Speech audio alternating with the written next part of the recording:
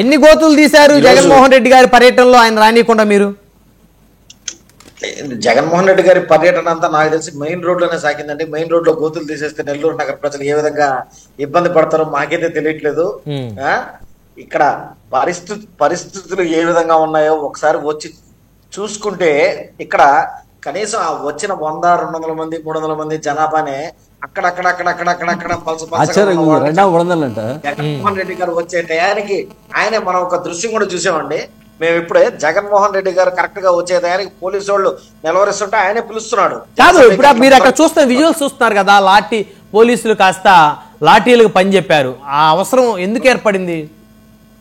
లేదండి, మేము కరెక్ట్ గా దీనికి ముందరగా మనకు పల్నాడులో కానీ తర్వాత బంగారుపాలెంలో కానీ మనం చూసుకున్న పరిస్థితులు అయితే ఏదైతే జగన్నాథ రథచక్రాల కింద ప్రజలు ఏ విధంగా నలిగిపోతున్నారు అనేది మనం క్రితంలో చూసామండి.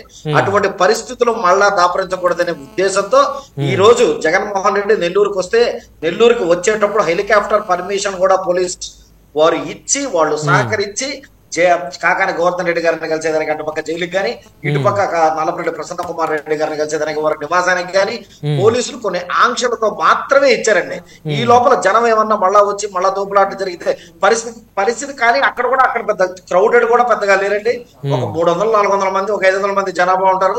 ఆ జనాభా కూడా ఎక్కడ బళ్ళ మీద పడతారో అని చెప్పి ఉద్దేశంతో పోలీసులు మాత్రం ఆపడం జరిగింది. కానీ జగన్మోహన్ రెడ్డి గారు వాళ్ళని నిలువరించే పరిస్థితి ఏ విధంగా ఉన్నా కానీ సైకిల్తో వాళ్ళని రమ్మని చెప్పడం అనేది మాకు కొన్ని విజువల్స్ అయితే వచ్చాయండి. కొన్ని విజువల్స్ మీకు మళ్ళా కూడా చూపిస్తాను.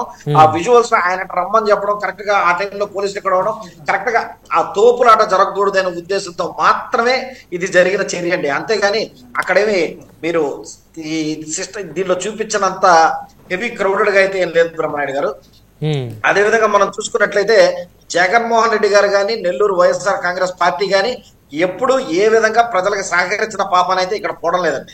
ఎందుకంటే ఓ పక్క ప్రజలు ఇక్కడ ఇబ్బందులు పడుతున్నా, ఎక్కడైనా స్టాంపేడ్స్ జరిగి ఒకరిద్దరు చనిపోతున్నారు ఈ వీటి వల్ల అని చెప్పి మనకి అర్థమవుతున్నా గానీ ఈ సదరు వైసీపీ వాళ్ళు పోలీసుల ఆంక్షల్ని కూడా కాలరాస్తూ రాత్రి నుంచి నెల్లూరు నగరంలో చాలా ఇబ్బందికరమైన పరిస్థితుల్లో చేస్తున్నారండి.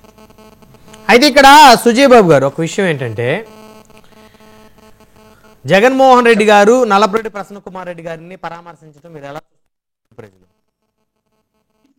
ఖచ్చితంగా అండి. ఇప్పుడు వైఎస్ఆర్ కాంగ్రెస్ పార్టీలో ఎవరైతే ఇప్పుడైతే నడుస్తున్నారో ఖచ్చితంగా కూనికోర్లు, దగాకోర్లు, తర్వాత వాళ్ళకి సభ్యతా సంస్కారం ఉంటదని కూడా మేము అనుకోవట్లేదండి. ఎందుకంటే జగన్మోహన్ రెడ్డి గారు ఎవరినైతే పరామర్శిస్తున్నారో ఆ పరామర్శించదగ్గ వ్యక్తులందరూ క్రితంలో స్వతంత్ర సమరయోధంలో పాల్గొన్నోళ్ళు కాదు, దాని ముందర జలియన్ వాలాబాగ్ లేకపోతే ఉప్పు సత్యాగ్రహం లాంటి సత్యాగ్రహాల్లో పాల్గొన్నోళ్ళు కాదండి. వాళ్ళందరూ ప్రభుత్వ ఖజానాను అదేవిధంగా భూ ఖనిజ సంపదలను దోచుకుని ఈ రోజు జైలులో పెట్టిన వ్యక్తి ఒకరైతే, ఇంకొకరు ఎవరంటే సాక్షాత్తు శాసన సభ్యురాలని కూడా చూడకుండా అసభ్య పదజాలంతో ఎంతో కర్ణ కఠోరంగా మాట్లాడిన వ్యక్తులు, సభ్యతా సంస్కారం లేని వ్యక్తుల్ని పరామర్శించేదానికి మాత్రమే జగన్మోహన్ రెడ్డి గారు వచ్చారండి.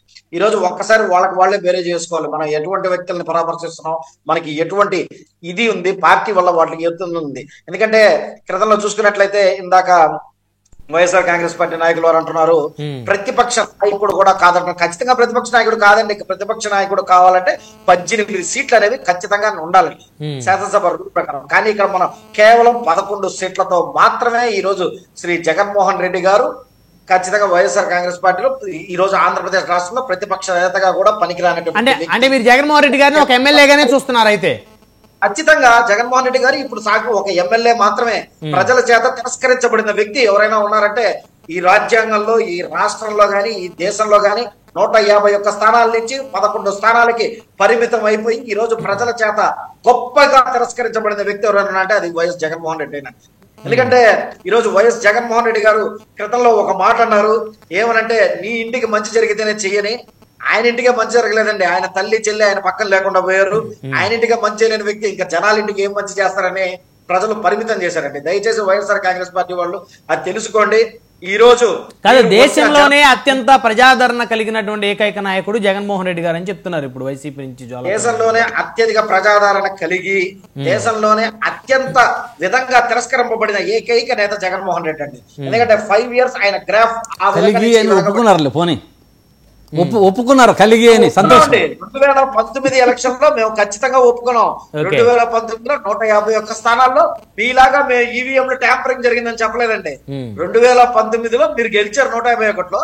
అది ఏ విధంగా అయితే ఎంత గొప్పగా అయితే గెలిచారో అంత గొప్పగా తిరస్కరింపబడిన నేత కూడా ఈయనండి. ఈ రోజు ఈవీఎం ట్యాంపరింగ్ జరిగితే ఆ రోజు కూడా ఈవీఎం ట్యాంపరింగ్ జరిగాయని చెప్పి దయచేసి ఒప్పుకోండి మీరు కూడా. ఓకే, సో మొత్తానికి జగన్మోహన్ రెడ్డి గారిని ఆపడం అయితే ఎవరి తరం కాదంటున్నారు. జగన్మోహన్ రెడ్డి గారిని ఎవరు ఆపరండి, ఆయన్ని ఆపి, ఎందుకంటే చెప్పా కదండి, అత్యంత ప్రజాదరణ దగ్గర నుంచి అత్యంత ప్రజా తిరస్కరణ కలిగిన నేత, ఆయన్ని మేము ఆపలేమండి. ఇంకా ఈసారి ఆ 11 ఒకటవుద్ది, ఆ ఒకటైన తర్వాత రోజు కూడా దగ్గరలో ఉందండి. వాళ్ళు వైనాట్ 175 అంటున్నారు, వైనాట్ 174 174 స్థానాల్లో మేము ఎందుకు ఓడించలేమని చెప్పి ఈ రోజు కూటమి నాయకులు మేము ప్రజలకు చేస్తున్న మంచి గాని ప్రజలకు చేస్తున్న అభివృద్ధి గాని మాకు ఈ తోడ్పాటు నిలబడతాయండి.